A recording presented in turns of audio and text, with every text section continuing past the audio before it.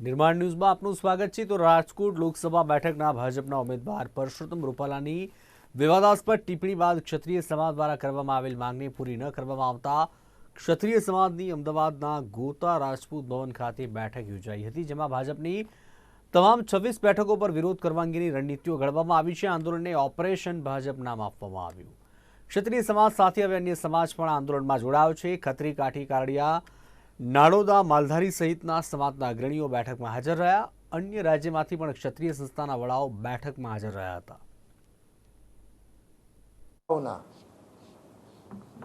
આગેવાનોની અમારી મીટિંગ 4 વાગે શરૂ થઈ હતી। આ આંદોલનને કે જેને હવે અમે નામ આપ્યું છે ઓપરેશન ભાજપ, એને કઈ રીતે આગળ લઈ જવું એની વ્યૂહરચના માટે તમામ સમાજોનો ટેકો લેવા માટે, કારણ કે આ નારી શક્તિના અપમાનનો મુદ્દો છે, અસ્મિતાની લડાઈ છે। તો આ લડાઈ ન કેવળ એક ક્ષત્રિય સમાજની છે, આજે સામેથી તમામ સમાજો અમે સંકલન કર્યું, અમારી સાથે આવ્યા છે। એટલે અમારી આજની જે ભૂમિકા છે એ બહુ સ્પષ્ટ છે કે તમામ સમાજોને સાથે રાખી અને આ અસ્મિતા યુદ્ધને અમે આગળ ધપાવીશું। ક્ષત્રિય સમાજે જૂના દેશ ઉપર રાજ કર્યું છે, અનુભવ બહુ છે એમને, છતાં બી માલધારી સમાજ હતી અમે ખાતરી આપીએ છીએ જે પણ શક્ય હશે। લોકશાહીમાં મતદાન મોટી વસ્તુ છે, માથા જથ્થા એનું જોર 40-42 સીટોમાં અમારું મતદાનની ટકાવારી, અમારી નારાજગી અમે બતાવી છે સરકારને। ક્ષત્રિય સમાજની જોડે અમે સાથે છીએ, જ્યાં જરૂર પડે ત્યાં વિખરાયેલો છે, એકાદ સીટ ઉપર પર્ટિક્યુલર નથી, પણ તો બી લોકશાહીમાં એક એક મતનું મૂલ્ય હોય છે। અને ખાતરી આપી છે ક્ષત્રિય સમાજને કે અમને ભૂતકાળમાં મદદ કરેલી છે, અમે એમના ઋણી છીએ અને જે પણ જરૂર પડે એ અમે એમની સાથે સહકાર આપવા માટે આજે એમને જાણ કરી છે અને ટેકો જાહેર કરીએ છીએ। પાટણ તાલુકાના બાલીસણા ગામે પાટણ લોકસભા બેઠકના ઉમેદવાર ભરતસિંહ ડાભીના સમર્થનમાં મુખ્યમંત્રી ભૂપેન્દ્ર પટેલની જાહેર સભા યોજાઈ હતી, જેમાં મુખ્યમંત્રીએ ગુજરાત અને કેન્દ્ર સરકારની પ્રજાલક્ષી યોજનાઓ અંગે લોકોને માહિતગાર કરી 7મી તારીખે ભાજપની તરફેણમાં મતદાન કરવા અનુરોધ કર્યો। તેમણે સંબોધનને સંબોધતા જણાવ્યું કે કેન્દ્ર સરકારની પ્રજાલક્ષી યોજનાનો લાભ છેવાડાના લોકોને મળી રહ્યો છે। વધુમાં તેમણે જણાવ્યું હતું કે વડાપ્રધાન નરેન્દ્ર મોદીના નેતૃત્વમાં આજે ભારત ઇકોનોમીમાં 5મા સ્થાને પહોંચ્યો છે, ત્યારે વિકસિત ભારત માટે નરેન્દ્ર મોદીએ રોડમેપ તૈયાર કર્યો છે।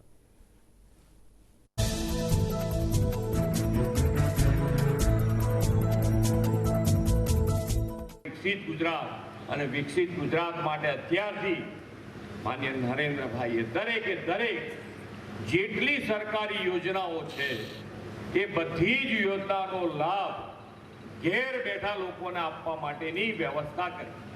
ગામે ગામ સરકાર પહોંચી છે અને ગામે ગામ સરકાર પહોંચ્યા પછી દરેકને સરકારી જે યોજનાનો લાભ જેને મળવા પાત્ર હોય એ બધાને ઘેર બેઠા પહોંચાડે।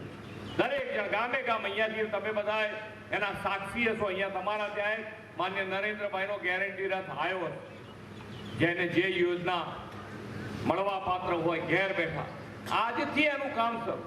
નાના માણસ, સેવાળાનો માણસ એ મુખ્ય પ્રવાહમાં કેવી રીતે આવે એના માટેનો હર હંમેશ માન્ય નરેન્દ્રભાઈએ પ્રયત્ન કર્યો છે। ગુજરાત વ્યાયામ પ્રચારક મંડળ સંચાલિત Chhotubhai Purani degree college of physical education Rajpipla શૈક્ષણિક વર્ષ 2023-24 દરમિયાન સંસ્થામાં અભ્યાસ કરતા કુલ 165 વિદ્યાર્થીઓમાંથી 86 વિદ્યાર્થીઓ રાષ્ટ્રીય અને યુનિવર્સિટી કક્ષાએ સંસ્થાને ગૌરવ અપાવ્યું, જે બદલ આ તમામ તેજસ્વી તાલાઓનો સત્કાર કાર્યક્રમ રાખવામાં આવ્યો હતો। તાલીમાર્થીઓ ખૂબ જ ઉત્સાહપૂર્વક ભાગ લીધો। વિશેષમાં Chhotubhai Purani degree college રાજપીપળાના Acharya doctor Hasmukh પટેલે જણાવ્યું કે તેજસ્વી તાલાઓને સંસ્થાને ગૌરવ અપાવ્યું છે અને હવે સમાજમાં પર્દાપણ કરી રહ્યા છે, ત્યારે તેમના ભાવિ જીવનમાં ઉજ્જવળ કારકિર્દીની પ્રાપ્તિ થાય તે માટે શુભેચ્છાઓ વ્યક્ત કરી હતી। સંચાલિત Shri Chhotubhai Purani degree college of physical એજ્યુકેશનના વાર્ષિક ઇનામ વિતરણ પ્રસંગે સંસ્થાના 165 વિદ્યાર્થીઓમાંથી લગભગ 86 વિદ્યાર્થીઓએ યુનિવર્સિટી અને આંતર યુનિવર્સિટી કક્ષાએ જે સિદ્ધિઓ મેળવી છે એમને આજે પારિતોષિકોથી નવાજવામાં આવ્યા। અમારા મોટાભાગના વિદ્યાર્થીઓ આદિવાસી વિદ્યાર્થીઓ છે, એ વિશેષતા છે અને એ સૌએ આ પ્રસંગે સંસ્થાને ગૌરવ અપાવ્યું છે એ બદલ સૌને અભિનંદન પાઠવીએ છીએ. હું કરાટે ગેમમાં ઓલ ઇન્ડિયા ઇન્ટર યુનિવર્સિટી અને સિનિયર નેશનલ્સ ટુર્નામેન્ટ માટે સિલેક્ટ થયો હતો. તે બદલ Shri Chhotubhai Purani degree college of physical education દ્વારા મને વાર્ષિક પુરસ્કાર સમારોહમાં આ પુરસ્કાર આપીને સન્માનિત કરવામાં આવ્યો હતો. તેમજ સંસ્થાના બીજા અનેક વિદ્યાર્થીઓ જેણે અલગ અલગ ગેમ્સમાં અલગ અલગ સિદ્ધિઓ પ્રાપ્ત કરી છે તે સર્વને પણ પારિતોષિક આપીને સર્વને સન્માનિત કરવામાં આવ્યા હતા. मैं श्री छोटूभाई पुरानी degree college of physical education का छात्र हूँ, टीवाई में हूँ. अभी मैंने स्पोर्ट्स इंटर यूनिवर्सिटी कंपटीशन में एसजीएस यूनिवर्सिटी को रिप्रेजेंट किया था नेटबॉल में. यहाँ पे एक्सपीरियंस मेरा बहुत अच्छा रहा है. जैसे कि मैं टीवाई स्टूडेंट से मेरा लास्ट ईयर है, तो यहाँ पे ये आज जो मैं अचीवमेंट्स जो मेरे को रिवॉर्डेड किया गया है, ये सिर्फ एक ही कारण की वजह से कि यहाँ की फैसिलिटी, यहाँ के ग्राउंड्स, यहाँ के टीचर्स, यहाँ के कोचेस, उन्होंने बहुत अच्छी तरीके से मुझे ट्रेंड किया था. That is the main reason that I achieved that reward. તો નડિયાદ ડીએસપી કચેરી ખાતે નવા ક્રિમિનલ લો અંગે પોલીસ અને વકીલોનો એક દિવસીય તાલીમ કાર્યક્રમ યોજાયો, જેમાં જિલ્લા પોલીસ વડા રાજેશ ગડિયા તથા director of prosecution Rakesh Rao તથા જિલ્લા મુખ્ય સરકારી વકીલ ધવલ બારોટની ઉપસ્થિતિમાં નવા કાયદાઓની જાણકારી આપવામાં આવી. આ તાલીમ કાર્યક્રમમાં નવા કાયદાઓ અંગે વક્તાઓએ જરૂરી માર્ગદર્શન આપીને પોતાના મંતવ્યો રજૂ કર્યા. નવા કાયદાઓથી ઓછામાં ઓછી તકલીફ અને સરળતા રહે તેવા ઉદ્દેશ સાથે તાલીમ કાર્યક્રમ યોજવામાં આવ્યો હતો. આ કાર્યક્રમમાં જિલ્લાના સરકારી વકીલો, નાયબ પોલીસ અધિક્ષક તથા જિલ્લાના પોલીસ સ્ટેશનના અધિકારીઓ હાજર રહ્યા હતા.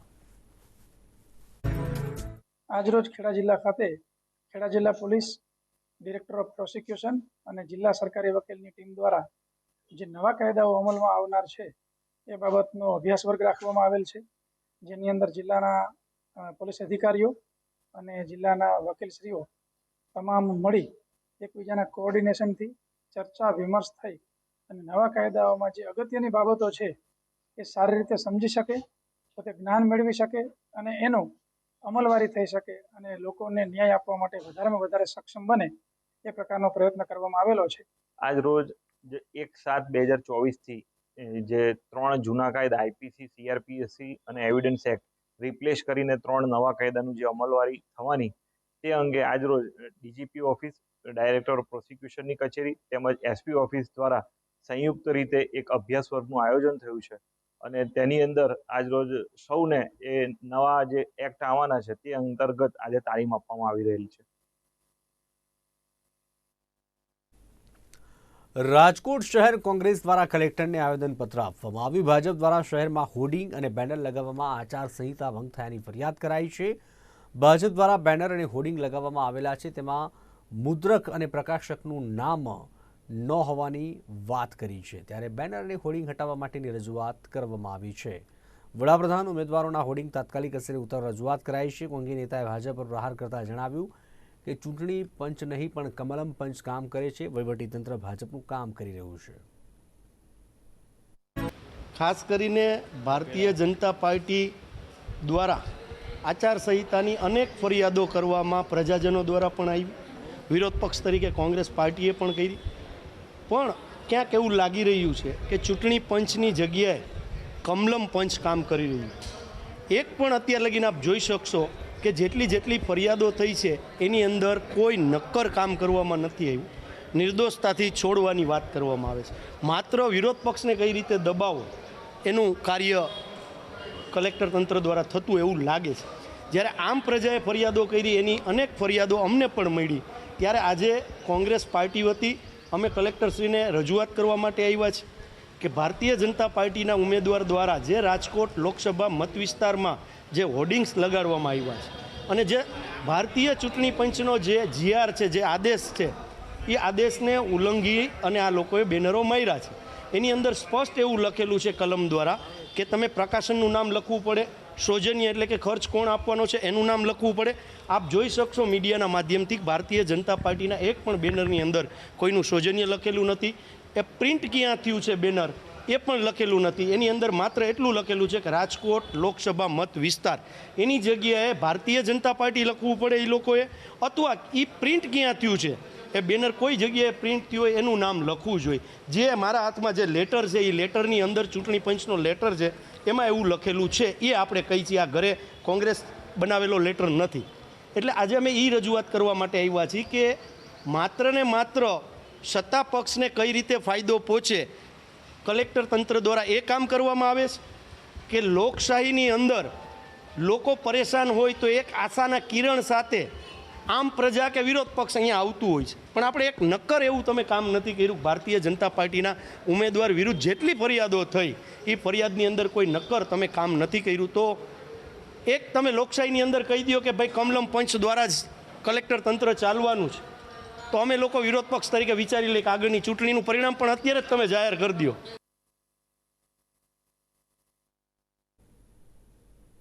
ક્ષત્રિય સમાજની ચાલી રહેલી લડત સૌરાષ્ટ્ર બાદ હવે દક્ષિણ ગુજરાતમાં પણ શરૂ થઈ ગઈ છે.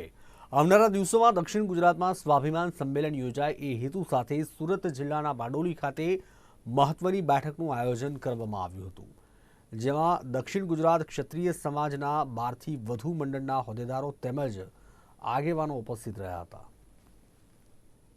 જે પ્રમાણે હવે લડતની શરૂઆત કરવામાં આવી છે, જેના ભાગરૂપે ગત દિવસોમાં પણ રાજ્યના વિવિધ ઝોનની અંદર ક્ષત્રિય સ્વાભિમાન સંમેલન યોજાયા હતા. જેના ભાગરૂપે દક્ષિણ ગુજરાતમાં પણ આવનારા દિવસોમાં એક મોટું સ્વાભિમાન સંમેલન યોજાય, દક્ષિણ ગુજરાત ક્ષત્રિય સ્વાભિમાન સંમેલન, એ બેનર હેઠળ મોટું આયોજન અમે કરવા જઈ રહ્યા છે. જેના આયોજનના ભાગરૂપે આજે સુરત જિલ્લાના બારડોલી ખાતે બારડોલી રાજપૂત સમાજ ભવન ખાતે એક બેઠકનું આયોજન કરાયું હતું. દક્ષિણ ગુજરાતના વિવિધ ક્ષત્રિય સમાજના જે 12 જેટલા મંડળો છે, એ મંડળના આગેવાનો તેમજ સમાજના અન્ય આગેવાનો સાથે એક અમે અહીંયા બેઠક કરી હતી અને કયા પ્રકારનું સંમેલન કરી શકાય અને કયા પ્રકારનું આયોજન કરવામાં આવે એ આયોજનના ભાગરૂપે જ આ એક બેઠક હતી. આવનારા દિવસોમાં સ્થળ, સમય અને તારીખ નક્કી કરીશું અને વહીવટી મંજૂરી સંમેલનને મળી જાય ત્યાર પછી અમે કાર્યક્રમને અંતિમ ઓપ પણ આપીશું. એટલે ખાસ કરીને દક્ષિણ ગુજરાતનું એક મોટું ક્ષત્રિય સંમેલન અહીંયા યોજાય એના માટે જ એક અમારી એક આજે અગત્યની બેઠકનું આયોજન બારડોલી મુકામે કરવામાં આવ્યું હતું. ક્ષત્રિય સમાજની ચાલી રહેલી લડત બાદ સૌરાષ્ટ્ર બાદ હવે દક્ષિણ ગુજરાતમાં પણ શરૂ થઈ છે, ત્યારે લોકસભાની ચૂંટણીનો હજી પહેલો તબક્કો પૂર્ણ થયો છે. ત્યાં કોંગ્રેસને એક મોટો ઝટકો લાગ્યો. સુરત લોકસભાના કોંગ્રેસના ઉમેદવાર ખાસ નિલેશ કુંભાણીનું ફોર્મ રદ કરાયું છે. નોંધનીય છે કે છેલ્લા 2 દિવસથી ફોર્મ રદની કાર્યવાહી ચાલી રહી હતી, ત્યારે ભાજપના એજન્ટ દિનેશ જોધાણી દ્વારા ફરિયાદ કરવામાં આવી. ફરિયાદના આધારે તપાસ થતાં આખરે આ ફોર્મ રદ કરવામાં આવ્યું. ટેકેદારોની ખોટી સહી હોવાની ભાજપ દ્વારા ફરિયાદ કરવામાં આવી, ત્યારે હવે સમગ્ર મામલાને લઈને કોંગ્રેસે હાઈકોર્ટમાં જવાની તૈયારી દર્શાવી છે.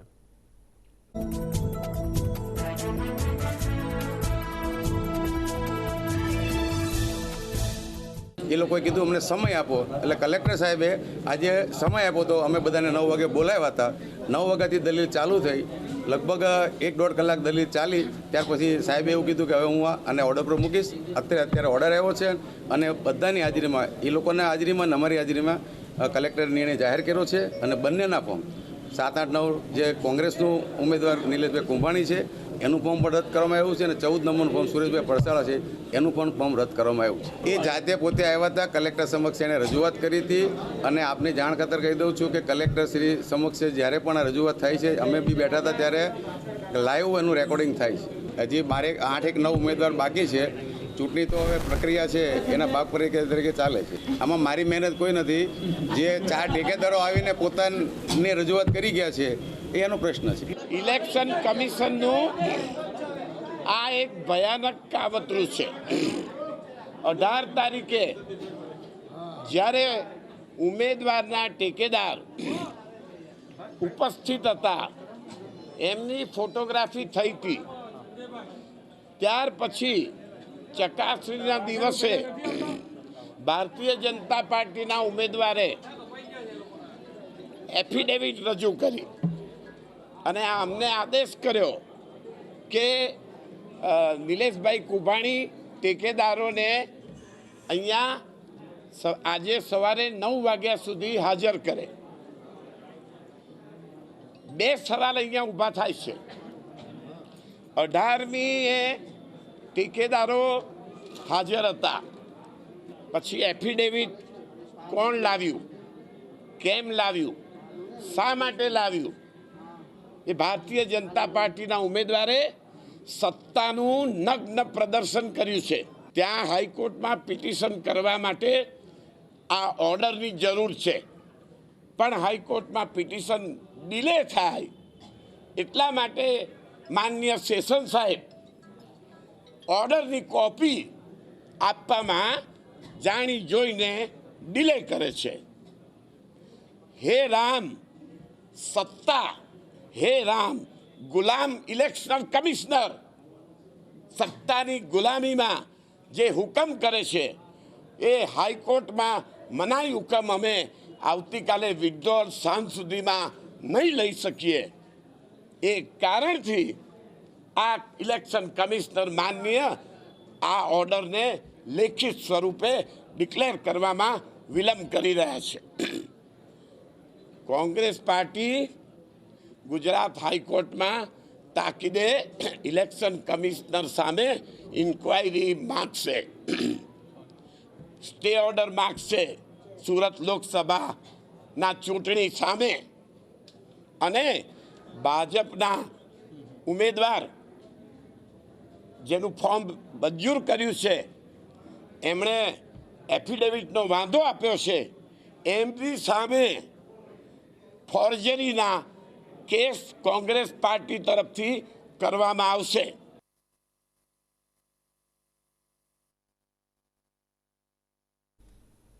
કોંગ્રેસના ઉમેદવાર નિલેશ કુંભાણીના ફોર્મ વિવાદ મુદ્દે શક્તિસિંહ ગોહિલે એક પ્રેસ કોન્ફરન્સ યોજી હતી. શક્તિસિંહે આ પ્રેસ કોન્ફરન્સમાં ભાજપ પર આકરા પ્રહારો કર્યા અને તેમણે જણાવ્યું કે ભાજપને નિલેશ કુંભાણી જીતી જવાનો ડર હતો, તેથી ભાજપે નિલેશ કુંભાણીનું ફોર્મ રદ કર્યું. વધુમાં તેમણે જણાવ્યું કે નિલેશ કુંભાણીને રૂપિયાની પણ ઓફર કરી હતી તથા તેમની પર સામાજિક દબાણ કરાયું. તમામ જાતિના લોકોને તેમણે અપીલ કરી હતી કે બધા એક થઈને ભાજપને પાઠ ભણાવવો જોઈએ અને કોંગ્રેસને સમર્થન કરવું જોઈએ. ઘણા સમય પછી આંતરિક વિખવાદ સર પર આવ્યો, સપાટી પર આવ્યો. ભાજપના નેતાઓ જાહેરમાં એકબીજા સામે આક્ષેપો કરે, ઉમેદવારો બદલવા પડે અને બદલ્યા પછી ઓર વર્ગ વિગ્રહ ઉભો થાય, કમલમ પર ટોળાઓ ભેગા થાય. ભાજપનો પેજ પ્રમુખ અને ભાજપનો કાર્યકર્તા એમ કહે કે શું અમારે આવાની પાલખી ઉપાડવાની છે જે ગઈકાલ સુધી અમને ગાળો આપતા હતા? શું અમે ગાભા પાર્ટી છીએ? અને એ જ ભાજપના કાર્યકર્તાઓ પણ ભારતીય જનતા પાર્ટીની વિરુદ્ધમાં છે. સુરતના ઉમેદવાર અમારા નિલેશભાઈ કુંભાણી યુવાન જીતી જશે આ ડર લાગ્યો એટલે એમને ખરીદવાનું, એમને ડરાવવાનું કામ શરૂ થયું. એમણે સુરતમાં આજે જ ઇન્ટરવ્યૂ આપ્યો કે પહેલું પ્રેશર એમના ઉપર હતું, માંગો તે રકમ, અને સામાજિક રીતે પણ જ્યાંથી દબાણ લવાય ત્યાં સુધી લાવ્યા. મને પોતે એમણે આજના ઇન્ટરવ્યૂમાં પણ નિલેશભાઈએ કહ્યું છે કે મેં અમારા પ્રદેશના નેતાને પણ કહ્યું કે સાહેબ મારા ઉપર આ દબાણ છે, અને મને કહ્યું હતું અને મને કહ્યું કે જે કંઈક લાલચ કે લોભ કે દબાણને હું વશ નહીં થાઉં, હું લડીશ. જ્યારે એમ લાગ્યું કે ઉમેદવાર લડશે એટલે પછી એમના ટેકેદારોને શામ દામ દંડ ભેદ એનાથી નીચે ઉતરીને કે જેને લોકશાહીમાં ગ્રાહ્ય ન રાખી શકાય એ પ્રકારના હથકંડાઓ શરૂ કર્યા. મને વિશ્વાસ છે કે મારા વાલા ગુજરાતીઓ વ્યાજ સાથે 1/11 બદલો લેશે અને બીજી સીટો ઉપર વધારે મક્કમતાથી કોંગ્રેસને સમર્થન કરશે. લોકસભાની ચૂંટણીને લઈને તમામ પક્ષોએ હવે ડોર ટુ ડોર પ્રચાર શરૂ કરી દીધો છે અને બારડોલી લોકસભા બેઠકમાં તાપી અને સુરત જિલ્લાના મતદારોનો સમાવેશ થયો છે, જેમાં તાપી જિલ્લાની વ્યારા અને નિઝર વિધાનસભા બેઠક આવે છે. લોકસભા ચૂંટણીને લઈને હવે દરેક વિધાનસભા અનુસાર કાર્યાલયનું ઉદ્ઘાટન ડોર ટુ ડોર શરૂ કરી દેવાયું છે. વ્યારા વિધાનસભા મતવિસ્તારના 3 મંડળ વ્યારા નગર, વ્યારા તાલુકો અને ડોલવણ તાલુકાના વિસ્તારનું મધ્યસ્થ ચૂંટણી કાર્યાલયનું વ્યારા ખાતે વ્યારાના ધારાસભ્ય મોહન કોકણીના હસ્તે ઉદ્ઘાટન કરાયું. 23 બારડોલી લોકસભા અંતર્ગત વ્યારા વિધાનસભાની 23 બારડોલી લોકસભા ચૂંટણીલક્ષી આ કાર્યાલયનું ઓપનિંગ અને ઉદ્ઘાટન ભારતીય જનતા પાર્ટીના ત્રણેય મંડળ વ્યારા તાલુકો, ડોલવણ તાલુકો અને વ્યારા નગર એમના ખૂબ શીર્ષ નેતૃત્વ કરનાર તમામ ભારતીય જનતા પાર્ટીના કાર્યકર્તા મિત્રો અને ઉપસ્થિત અહીંયા અમારા લોકસભાના પ્રભારી મધુભાઈ કથિરિયા સાહેબ, સંયોજક શ્રી જયરામભાઈ ગામિત, ભારતીય જનતા પાર્ટીના પ્રમુખ મયંકભાઈ જોશી અને જિલ્લા પંચાયતના પ્રમુખ જાલમસિંહભાઈ વસાવા અને તમામ મહામંત્રીશ્રીઓ, તાલુકાના પ્રમુખ મહામંત્રીશ્રીઓ, નગરના પ્રમુખ મહામંત્રીશ્રીઓ અને તમામ ભારતીય જનતા પાર્ટીના કાર્યકર્તાઓ જુસ્સાભેર અને આ 23 બારડોલી લોકસભામાં પોતે એક પૂરક છે અને અહીંયા સૌથી મોટી લીડ મળે એના માટે હોકાર ભરી અને આ ખૂબ મોટી સંખ્યામાં આજે તમામ ભારતીય જનતા પાર્ટીના કાર્યકર્તા મિત્રો અહીંયા આવ્યા અને આજે ખુલ્લું મૂક્યું છે.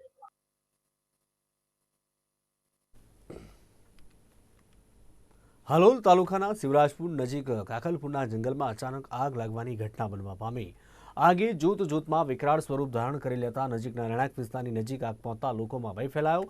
આગની ઘટનાની વન વિભાગને જાણ થતાં અધિકારીઓ ઘટના સ્થળે દોડી આવ્યા અને આગ અચાનક જંગલના આખા વિસ્તારને લપેટમાં લેતા સ્થાનિક વિસ્તારના લોકોએ આગ બુઝાવવાનો પ્રયત્ન કર્યો. કલાકોની જહેમત બાદ આગ કાબૂમાં આવી હતી.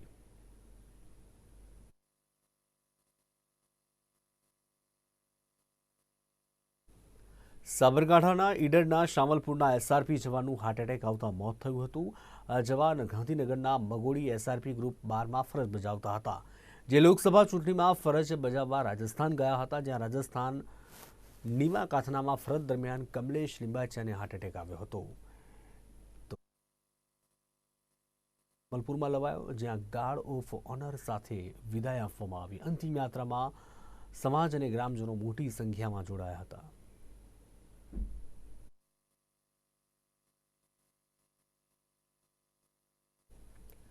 સુરત જિલ્લાના માંડવી તાલુકાના અરેડ સ્ટોન ક્વોરી બંધ કરાવવાના વિરોધ ફરી ઉગ્ર બન્યો છે. રાજ્યમંત્રી કુંવરજી હળપતિની અધ્યક્ષતામાં તપાસ કમિટી બન્યા બાદ પણ કોઈ રિપોર્ટ નહીં થતા, ક્વોરીઓ બાબતે ઠોસ નિર્ણય નહીં થતા ફરી ગ્રામજનો ભેગા મળી ગ્રામ બંધ પાડી ચૂંટણી બહિષ્કારની ચીમકી ઉચ્ચારી હતી. જિલ્લામાં આદિવાસી વિસ્તાર ગણાતા માંડવી તાલુકામાં પહેલા પથ્થરો તોડવાની સ્ટોન ક્વોરી બંધ કરવાના વિરોધમાં ગ્રામજનોએ લડત ઉપાડી હતી. ગ્રામજનોની ઉગ્ર લડત બાદ માંડવી પ્રાંત અધિકારીની કચેરી ખાતે સ્થાનિક ધારાસભ્ય અને રાજ્યમંત્રી કુંવરજી હળપતિની અધ્યક્ષતામાં 4 અધિકારીઓની તપાસ કમિટી બનાવાઈ હતી અને તપાસ કમિટી જ્યાં સુધી યોગ્ય રિપોર્ટ નહીં તૈયાર કરે ત્યાં સુધી ક્વોરી બંધ રાખવાનો પણ નિર્ણય લેવાયો હતો. પરંતુ સ્થાનિક રાજનેતાઓ અને વહીવટીતંત્રના મેળાપીપળામાં સ્ટોન ક્વોરી મામલે કોઈ કાર્યવાહી નહીં થતા ફરી ગ્રામજનોમાં વિરોધનો સૂર ઉઠ્યો છે. જે રિપોર્ટો થયા હતા એના બાબતમાં આજે અમારી મીટિંગ હતી અને પ્રાંત સાહેબો અને બીજા અન્ય અધિકારીઓ પણ હતા. એ લોકો બધા આજે આવ્યા હતા. હજુ સુધી અમારે અહીંયા કોઈ આવ્યું જ નહોતું અને હવે એ લોકોએ કીધું છે અમને કે મુદત આપી છે 12 દિવસની, તો 12 દિવસ એટલે પ્લસ બીજી તારીખે એ લોકો રિપોર્ટ આપવાના છે. રિપોર્ટમાં જે કંઈ બી ન આવે ને તમે ચૂંટણીનો બહિષ્કાર કરવાના છે. જે તે સમયે ગ્રામજનોએ પથ્થરો તોડવાની સ્ટોન ક્વોરી ગામમાં સદંતર બંધ કરવામાં આવે તેવી માંગ કરી હતી અને રાજ્યમંત્રી કુંવરજી હળપતિએ પણ મોટા ઉપાડે ગ્રામજનોને મોટા વચનો આપ્યા હતા અને 15 દિવસ સુધી ક્વોરી બંધ કરવાનું પણ જણાવ્યું હતું. પરંતુ મંત્રી કુંવરજી હળપતિની આગેવાનીમાં બનેલી તપાસ કમિટીમાં પ્રાંત અધિકારીઓએ કોઈ રિપોર્ટ કર્યો ન હતો. ગ્રામજનોએ ભેગા મળીને ચૂંટણી બહિષ્કાર કરતા તંત્ર અને મંત્રી કુંવરજી હળપતિ ત્યાં પહોંચ્યા હતા. આજે અમે 4-5 મહિનાથી અમારી ક્વારી બંધ બાબતની જે આખું ગામ ભેગું થઈ એકતા સમિતિ દ્વારા જે અમે લડત ચલાવીએ છીએ એ લડત અમારી હજુ પણ ચાલુ છે. અમે સરકારના ધારાધોરણ મુજબ કોઈ પણ કાયદો હાથમાં લીધા વગર સરકારની જે માન્યતા પ્રમાણે એમણે જે કીધું અમને પ્રાંત સાહેબે અને મંત્રીશ્રીએ અમને માંડવી મિટિંગ માટે બોલાવ્યા હતા અને ત્યાં નક્કી થયેલું હતું કે તપાસ સમિતિ રચના કરશે, બ્લાસ્ટિંગની કરશે, પાણીની કરશે, ઘરની તિરાડોની કરશે. એ બધી તપાસ સમિતિ નક્કી કરીને છેલ્લે ફાઇનલ રિપોર્ટ આપશે. પણ એ રિપોર્ટ અમને પાછો આપવામાં આવ્યો પણ એ ફક્ત ને ફક્ત એક લોલીપોપ છે. એમાં કોઈ સાચી ઘટના એમાં બતાવી નથી અને અમારા ઘરમાં એટલી તિરાડો પડે છે અને પાણી પણ પતી ગયું છે. એની ન્યાયિક લડાઈ અમારે ચાલુ રાખવાની છે અને અમે સરકારની સામે આ લડાઈ અમારી આખું ગામ એક રાખી પક્ષ પાર્ટી ભૂલી બધા એક થઈને આ લડત ચાલુ રાખી છે અને આમાં અમને કોઈ સરકારના તંત્રએ કોઈ સાથ સહકાર આપ્યો નથી અને કોઈ એવા નેતાઓ પણ અમને મળવા આવ્યા નથી. તો આવનારા સમયમાં જે ચૂંટણી આવી રહી છે અને પ્રાંત સાહેબ આજે અમે જે મિટિંગ કરી હતી એમાં હાજર હતા અને એ પોતે કહી ગયા છે કે 12 દિવસ પછી અમે તપાસ કરીને ફાઇનલ રિપોર્ટ તમને આપીશું. તો ગ્રામજનોએ અમે બધાએ ભેગા થઈને અહીંયા ગ્રામજનોએ કીધું છે કે 12 દિવસની અંદર જો એ ક્વારી બંધનું લેટર નહીં આપે તો અમે આવનારી ચૂંટણીનો પણ બહિષ્કાર કરીશું અને કોઈ પણ રાજકીય નેતાને અમે ગામમાં આવવા દેવાના નથી. એ પછી માંડવી તાલુકાના અરેઠ ગામે પથ્થરો તોડવાની 5 થી વધુ સ્ટોન ક્વોરીઓ આવેલી છે. સતત બ્લાસ્ટિંગ થતાં ત્રસ્ત બનેલા ગ્રામજનોએ આ લડત ઉપાડી છે. જોકે હવે ગ્રામજનોનો રાજ્યમંત્રી કુંવરજી હળપતિ તેમજ વહીવટીતંત્ર સામે રોષ વધ્યો હતો. અગાઉ પણ 2 વાર લોલીપોપ આપ્યા બાદ તપાસ રિપોર્ટ તૈયાર કરવાનું તો ઠીક, પરંતુ 15 દિવસમાં તપાસ માટે અધિકારીઓ ફરક્યા પણ ન હતા. ચૂંટણીમાં નુકસાન થવાની બીકે મંત્રી કુંવરજી હળપતિએ સીએમ કાર્યાલયે રજૂઆત કરી ચૂંટણી પહેલા તમામ ક્વોરી બંધ કરવા બાહેધરી આપતા જોવા મળ્યા હતા. ગામની અંદર જે કવારી બાબતે પ્રશ્નો હતો એનું સોલ્યુશન લાવવા માટે ગુજરાત સરકારના મંત્રી તરીકે આજે આવ્યો હતો. મને કહેતા આનંદ થાય કે મારી બહેનોની જે વેદના હતી એ વેદના સાથે હું સંમત થયો છું. ખરેખર મેં જોયું તો 400થી વધુ ઘરો ઇફેક્ટિવ છે. પ્રાંતે રિપોર્ટ કર્યો છે 12 દિવસની અંદર અહેવાલ આપવાનો, 12 દિવસમાં નોટિસો આપવાની અને જે કંઈ કે ભરપાઈ કરવાની થશે તે કરશે જ. પણ સાથે સાથે સીએમઓમાં વાત કર્યા પછી મેં ખાતરી મેળવી છે કે આ બધી જ 5 કવારીઓ બંધ કરવાની હું ખાતરી આપું છું. ચૂંટણી પહેલાં એનું પરિણામ મળી જશે. માંડવી તાલુકાના અરેઠ ગામે પથ્થરો તોડવા માટે સ્ટોન ક્વોરીઓમાં બ્લાસ્ટિંગ કરવામાં આવે છે, જેનાથી ઘરોને, ગામની ફળદ્રુપ જમીનોને મોટું નુકસાન જઈ રહ્યું છે, જેથી ગ્રામજનો હવે મરણિયા બન્યા છે. અને બીજી બાજુ સ્થાનિક વહીવટીતંત્ર અધિકારીઓને રાજનેતાઓ ગ્રામજનોનો સુખદ ઉકેલ નહીં લાવતા ફરી ગ્રામજનો લડત માટે ભેગા થયા હતા.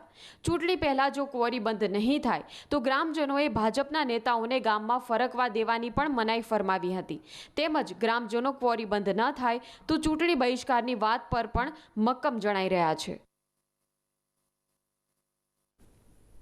તો આ હતા અત્યાર સુધીના સમાચાર. વધુ સમાચાર અને ન્યૂઝ અપડેટ માટે આપ ખાસ જોતા રહો નિર્માણ ન્યૂઝ. નમસ્કાર.